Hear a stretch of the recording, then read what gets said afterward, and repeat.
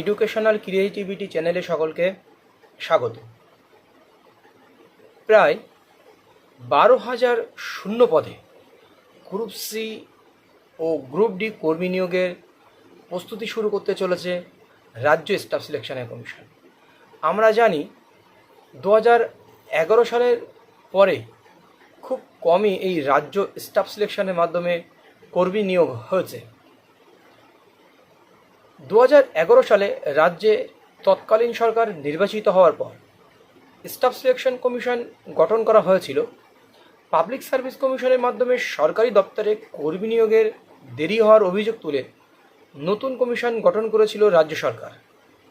তৎকালীন সময়ে group B এবং গ্রুপ সি পদে কর্মী নিয়োগ করার জন্য পরীক্ষা নিতে শুরু করে স্টাফ সিলেকশন কমিশন।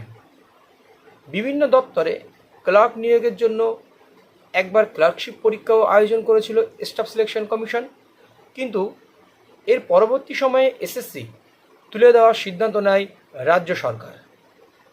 ক্লার্ক নিয়োগের দায়িত্ব একবার ফেলে দেওয়া হয় পাবলিক সার্ভিস কমিশনকে। অন্যদিকে গ্রুপ ডি কর্মী নিয়োগের জন্য গঠন করা হয়েছিল পৃথক গ্রুপ ডি রিক্রুটমেন্ট বোর্ড। রাজ্য সরকারের বিভিন্ন দপ্তরে ব্যাপক সংখ্যায় গ্রুপ ডি কর্মী নিয়োগের জন্য এই ব্যবস্থা চালু করা হলেও পরবর্তী সময়ে গ্রুপ ডি নিয়োগের বোর্ড তুলে দেওয়া হয়। বর্তমানে 2022 সালে রাজ্য বিধানসভায় একটি সংশোধনী বিল পাশ করায় রাজ্য সরকার। গত বছর ওই বিলের ভিত্তিতে এসএসসি আইনের বিজ্ঞপ্তি জারি করেছিল। স্টাফ সিলেকশন কমিশনের চেয়ারম্যান পদে সদ্য নিয়োগ করা হয়েছে অবসরপ্রাপ্ত আইপিএস আধিকারিকদের। চেয়ারম্যান পদ পূরণ হওয়ার সঙ্গে সঙ্গে সরকারি অফিসে স্থায়ী কর্মী নিয়োগের ব্যাপারে প্রশাসনিক তৎপরতা শুরু হয়েছে। নবগঠিত এই কমিশনের মাধ্যমে গ্রুপ সি এবং গ্রুপ ডি পদে কর্মী নিয়োগের প্রক্রিয়া চলতি বছরে শুরু করার লক্ষ্যমাত্রা নেওয়া হয়েছে।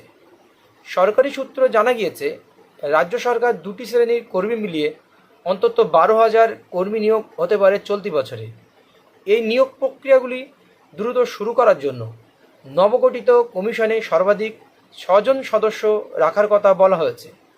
কলকাতা নিউ টাউনের একটি অফিস থেকে নবগঠিত স্টাফ সিলেকশন কমিশনের সমস্ত কাজ পরিচালনা হওয়ার কথা জানা যাচ্ছে। প্রাথমিকভাবে জানা যাচ্ছে গ্রুপ ডি পদে 8,000-এর কিছু বেশি কর্মী নিয়োগ করা হতে পারে। প্রথম পর্যায়ে গ্রুপ সি পদে দেওয়া হতে পারে 3 থেকে 4,000-এর কাছাকাছি কর্মী। এর জন্য শীঘ্রই পরীক্ষার আয়োজন করবে এসএসসি। এর আগেও কিন্তু এই খবরটি কিন্তু আমাদের সামনে এসেছিল, কিন্তু ব্যাপারটা থিমিয়ে গিয়েছিল।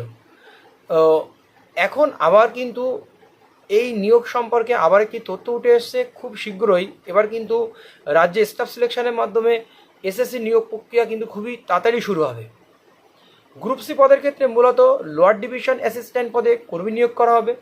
সংশ্লিষ্ট নিয়োগের পরীক্ষা পদ্ধতি নিয়ে প্রাথমিক একটি খসড়া তৈরি করেছে কমিশন। লিখিত পরীক্ষা এবং ইন্টারভিউয়ের মাধ্যমেই যোগ্য প্রার্থীদের নিয়োগ করা হবে।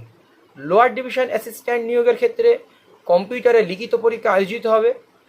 প্রিলিমিনারি এবং মেইন লিখিত পরীক্ষা নেওয়া হবে একই সঙ্গে। প্রিলিমিনারি পরীক্ষাতে উত্তীর্ণ প্রার্থীদের মেইন পরীক্ষার উত্তরপত্র দেখা হবে। এরপর উত্তীর্ণ প্রার্থীদের ইন্টারভিউ আয়োজন করা হবে। এই হলো টোটাল প্রসেসিং। আমরা দেখেছি বিভিন্ন দপ্তরে স্টাফ সিলেকশন কমিশনের মাধ্যমে, রাজ্য স্টাফ সিলেকশন কমিশনের মাধ্যমে লোয়ার ডিভিশন ক্লার্ক থেকে শুরু করে অনেক ধরনের ক্লার্ক কিন্তু নিয়োগ হতে আমরা দেখেছি অতীতে, কিন্তু বর্তমানে এটা কিন্তু আর হয় না। সেই জন্য এই যে আমি আগে আলোচনা করলাম, একটা তৎপরতা আবার কিন্তু শুরু হয়েছে খুবই তাড়াতাড়ি। আবার আমরা দেখতে পাবো যে এই স্টাফ সিলেকশনের মাধ্যমে, রাজ্য স্টাফ সিলেকশনের মাধ্যমে এই 12,000 গ্রুপ ডি ও গ্রুপ সি কর্মী নিয়োগ হবে। এই হলো গ্রুপ সি গ্রুপ ডি কর্মী নিয়োগ সংক্রান্ত আপডেট।